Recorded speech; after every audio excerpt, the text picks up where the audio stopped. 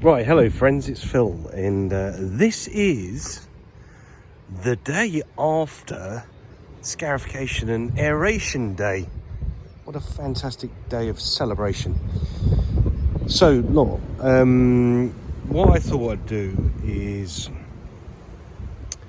and keep in mind you've got to watch this video all the way to the end, but basically what I thought I'd do is show you what we've done, and more importantly, what we're going to do next and what we're going to use. So this lawn has been treated with a moss killer around about 10 days ago, and yesterday we scarified the lawn. Now overnight it actually rained a fair bit, and you can see that the grass is growing. It's recovering really quickly. But also the other thing to note is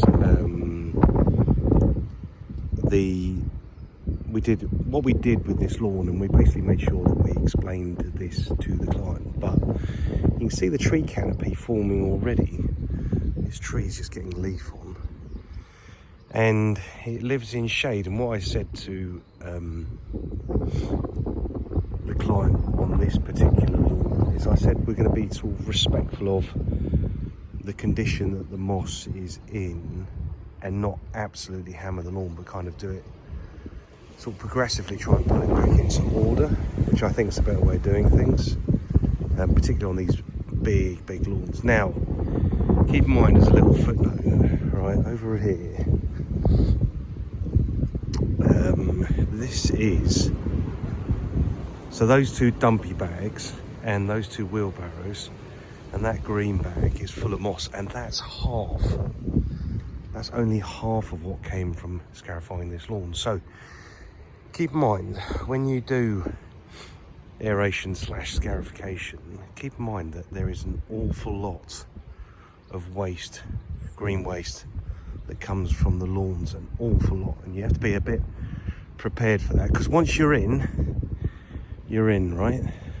So if you remember from the previous video, that section of lawn had been prepared by the owner, a bit of DIY, and yeah, I just sorted it out yesterday. So I tilled all the using the scarifier. I kind of worked in all the compost to the soil and the seed, and leveled it off, so that should grow through nicely. So yeah, if we look closely here, look, this was scarified yesterday into an inch of its life, and it's growing already.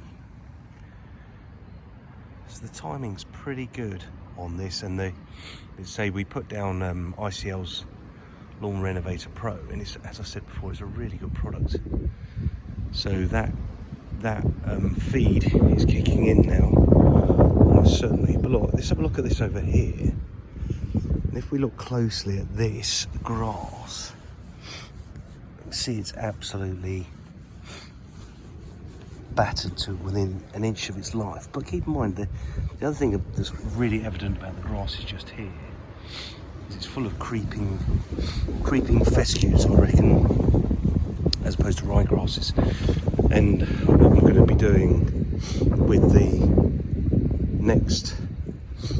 the grass here is that we're going to be putting in a dwarf, quite a high grade dwarf perennial, to actually allow it to be cut closer. So we're going to cut this, we're going to be aiming to get this lawn down to below 25mm cut length, of which at the moment, that is running about 25mm. So that's on my Hater Pro 48, that's setting 3.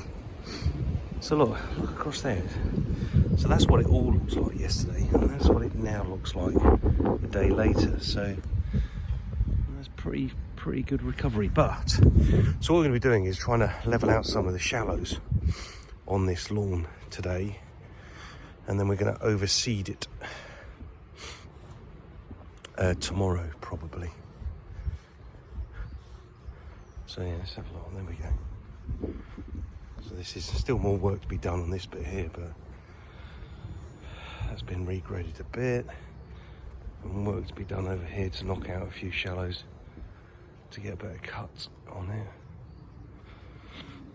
Okay, so that's stage 3 we're at now. So what we're going to be using, a combination of tools, is the lute, my friend, wheelbarrow spade, rake, leaf rake, landscaping rake, spreader, and then we're going to be using that feed down there and bagged grass seed. And this is all, well, this is half of the dressing that we're going to use today on this lawn. So, and there's my delicious friendly hater at the back there. Anyway, there we go. Okay, so we better crack on. Anyway, take care. Bye.